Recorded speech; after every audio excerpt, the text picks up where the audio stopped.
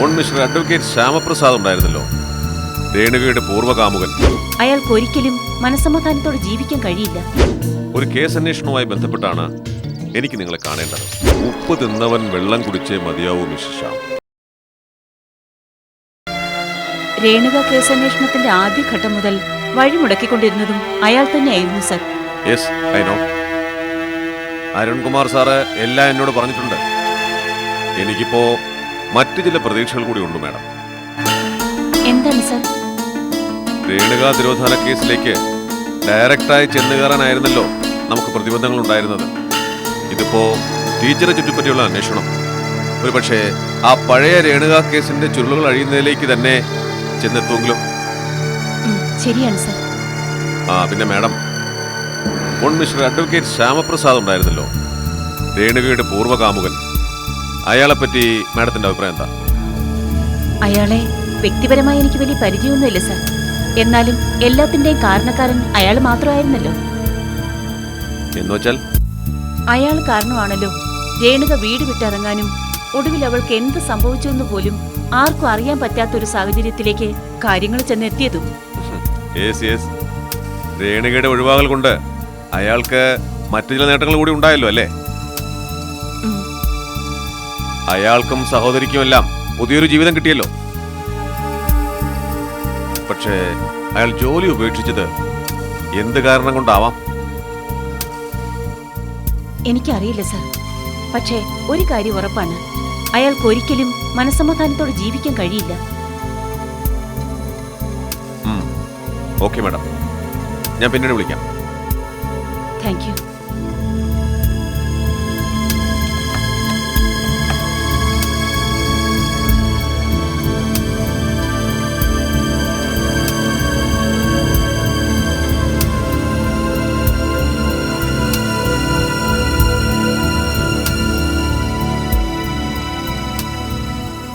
Advocate Shyamaprasad, പൂർവ്വകാമുകൻ.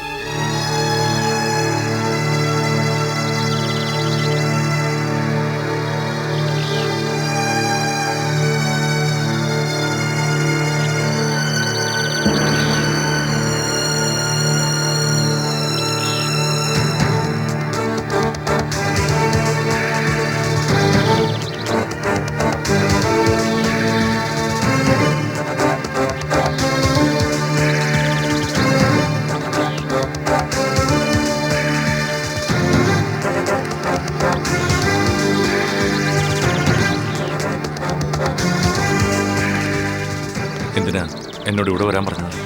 പറയാം. അത് കുറച്ച് ഡീറ്റെയിൽ ആയിട്ട് പറയാനുള്ളതാണ്. അതുകൊണ്ട് കുറച്ച് പ്രൈവസി കിട്ടുന്ന മറ്റെവിടെയെങ്കിലും ഒന്ന് മാറിയെന്ന് സംസാരിച്ചാലോ?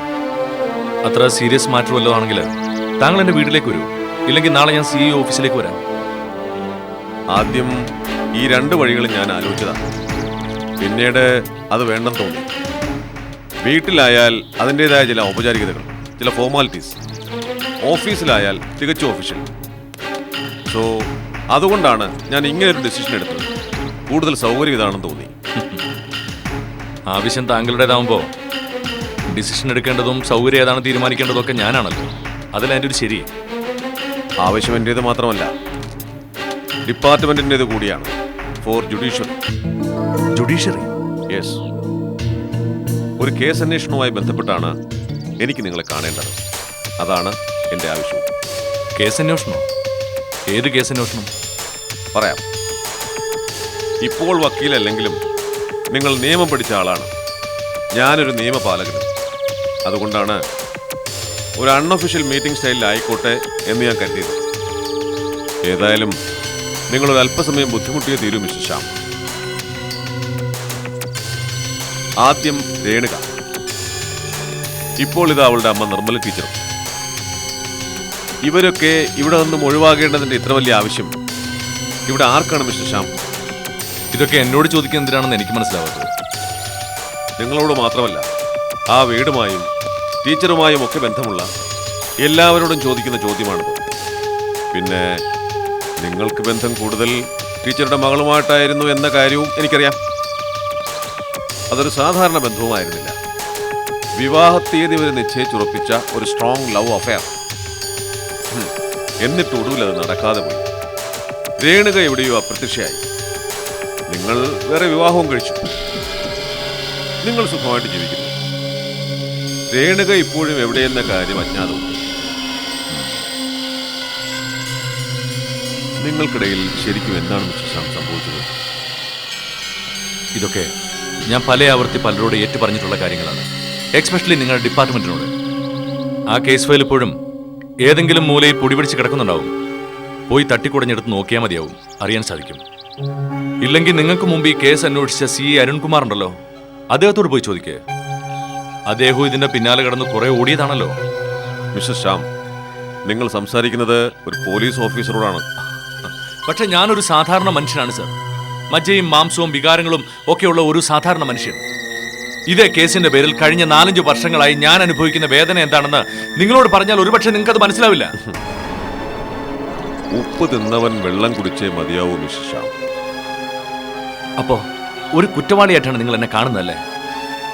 വിധി നിർണ്ണയിക്കുന്നത് ന്യായാധിപനല്ലേ മിസ്റ്റർ ശ്യാം? സംശയങ്ങൾ തുടങ്ങി സാഹചര്യ തെളിവുകളുടെയും മറ്റും അടിസ്ഥാനത്തിൽ ഒരുവനെ നീതിപീഠത്തിന് മുന്നിൽ എത്തിക്കുന്നതോടെ നിയമപാലകന്റെ കർത്തവ്യം കഴിഞ്ഞില്ലേ? പിന്നല്ലേ നിങ്ങൾ വക്കീലന്മാർ ആടിനെ പട്ടിയാക്കുന്നതും പട്ടിയാടാക്കുന്നതുമെല്ലാം. എനിക്കറിയാം, ആരെല്ലാമോ ചേർന്ന് വീണ്ടും വീണ്ടും എന്നെ ദ്രോഹിക്കുകയാണ്. എനിക്കുള്ള കെണിയൊരുക്കുകയാണ്. നിങ്ങളും അതിന് കൂട്ടു നിൽക്കുകയാണ്.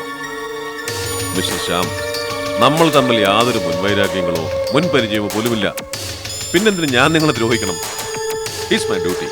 Try to understand. Nirmala teacher missing ആണ്. അവർ രേണുക എന്ന സ്ത്രീയുടെ അമ്മയായതുകൊണ്ട് മാത്രമാണ് നിങ്ങൾ സംശയിക്കപ്പെടുന്നത്. നിങ്ങൾ നിരപരാധിയായിരിക്കാം. പക്ഷേ തൽക്കാലം പോലീസ് ഡിപ്പാർട്ട്മെന്റ് സംശയദൃഷ്ടിയിൽ നിന്നും നിങ്ങൾക്ക് രക്ഷപ്പെടാനാവില്ല mister Shyam. Please cooperate with me. Sir, ഞാൻ പറയുന്നത് സത്യമാണ്. ടീച്ചറുടെ മിസ്സിങ്ങിനെ കുറിച്ച് എനിക്കൊന്നും അറിയില്ല. എന്നെ വിശ്വസിക്കണം. ഇനിയെങ്കിലും ഇതേ വിഷയത്തിന്റെ പേരിൽ ദയവ് ചെയ്ത് എന്നെ ബുദ്ധിമുട്ടിക്കാതിരിക്കണം. ഞാൻ ആകെ തകർന്നിരിക്കണം സർ. അതിന്റെ കൂടെ ഇതും കൂടി ആയാൽ പ്ലീസ് സർ.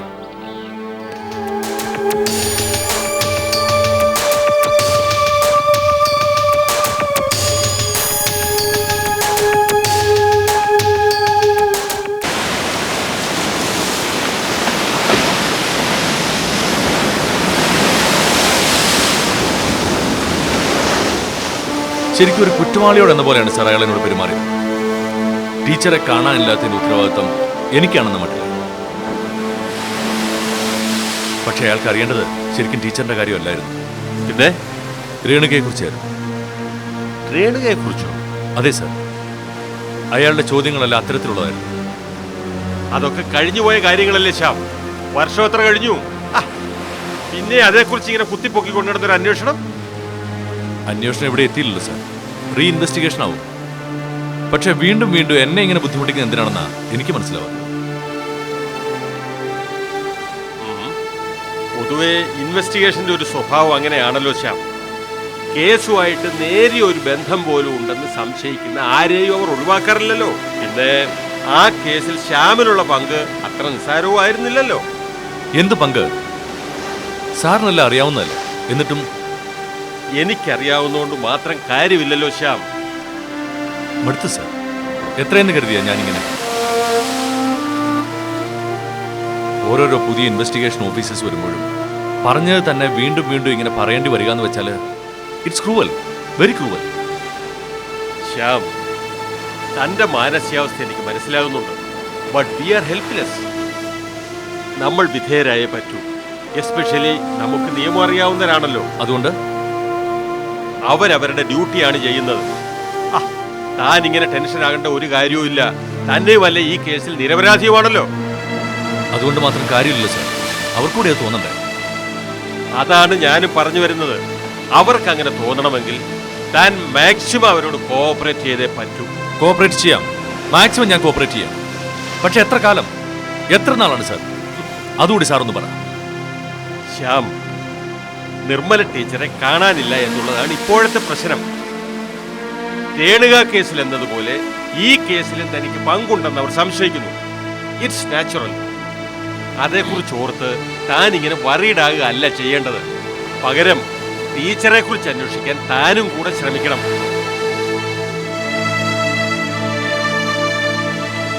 ദേ, ടീച്ചർക്ക് എന്തെങ്കിലും സംഭവിച്ചിട്ടുണ്ടെങ്കിൽ അതിന്റെ ഉത്തരവാദിത്വത്തിൽ നിന്നും ഒരുപക്ഷെ തനിക്കും രക്ഷപ്പെടാൻ കഴിഞ്ഞില്ലെന്ന് വന്നേക്കാം. സാർ, ശ്യാം, സാഹചര്യ തെളിവുകളാണ് പ്രധാനം. ലോ പോയിന്റ്സ് തനിക്ക് ഞാൻ പറഞ്ഞു തരേണ്ട കാര്യമില്ലല്ലോ.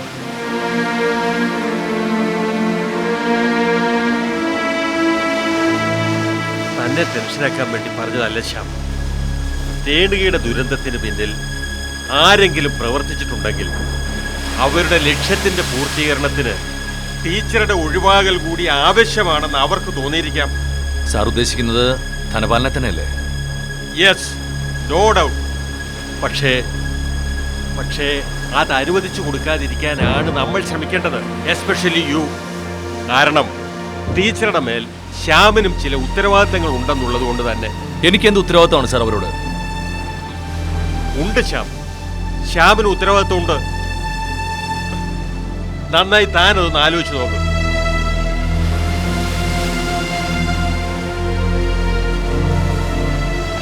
സാഹചര്യങ്ങളുടെ സമ്മർദ്ദം കൊണ്ടാണെങ്കിൽ തന്നെയും ആ കുടുംബത്തിന്റെ തകർച്ചയ്ക്ക് പിന്നിൽ ശ്യാമു ഒരു ഭാഗം തന്നെയാണ്. അല്ലെന്ന് തനിക്ക് പറയാൻ കഴിയൂ? തനിക്കറിയോ ശ്യാം, തന്റെ പേരിലുണ്ടായിരുന്ന സ്വത്തുക്കൾ മുഴുവനും താലോലം എന്ന അഭയകേന്ദ്രത്തിന്റെയും ചില അനാഥ കുട്ടികളുടെയും പേരിൽ എഴുതി വെച്ചിട്ടാണ് ടീച്ചർ പോയിരിക്കുന്നത്.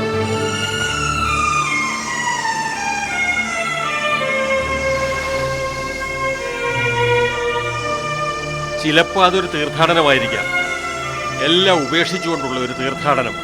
അല്ലെങ്കിൽ മരണത്തിലേക്ക് സ്വയം നടന്നുപോയതും ആകാം. അതും അല്ലെങ്കിൽ സ്വത്തുക്കളുടെ മേൽ ടീച്ചർ സ്വയം എടുത്ത തീരുമാനങ്ങൾ അറിയാത്ത ധനപാലൻ തൻ്റെ ലക്ഷ്യപൂർത്തീകരണത്തിനായി ടീച്ചറെ ഇല്ലാതാക്കിയതുമാകാം. എന്തു തന്നെ ആയാലും സത്യാവസ്ഥകൾ അറിയേണ്ട ബാധ്യത കൂടി നമുക്കുണ്ട് ശ്യാം.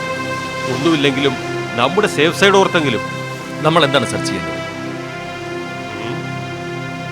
കാര്യങ്ങളുടെ കിടപ്പ് വെച്ച് നോക്കുമ്പോൾ ആ താലോലത്തിൽ അരുന്ധതി മേനോൻ തന്നെയായിരിക്കും കംപ്ലൈന്റ് ചെയ്തിട്ടുള്ളത്. അല്ലാതെ മറ്റാരുടെയും ഭാഗത്ത് നിന്ന് അങ്ങനെ ഒരു മൂവ്മെന്റ് ഉണ്ടാകാൻ സാധ്യതയില്ല. താനേ ഏതായാലും അവരെ കൂടെ ഒന്ന് കണ്ടേക്ക് ശ്യാം. കാര്യങ്ങളുടെ സത്യാവസ്ഥ ബോധ്യപ്പെടുത്തുന്നതിനോടൊപ്പം അവരുടെ നിലപാടെന്താണെന്ന് മനസ്സിലാക്കുകയും ചെയ്യാമല്ലോ. ഞാൻ എങ്ങനെയാണ് സാർ അവരെ? പഠിക്കണ്ട ശ്യാം. അറ്റ്ലീസ്റ്റ് രേണുക കേസിന്റെ പേരിൽ ഇനിയെങ്കിലും തന്നെ ഇങ്ങനെ ബുദ്ധിമുട്ടിക്കരുതെന്ന് അവരോട് റിക്വസ്റ്റ് ചെയ്യുമെങ്കിലും ചെയ്യാമല്ലോ.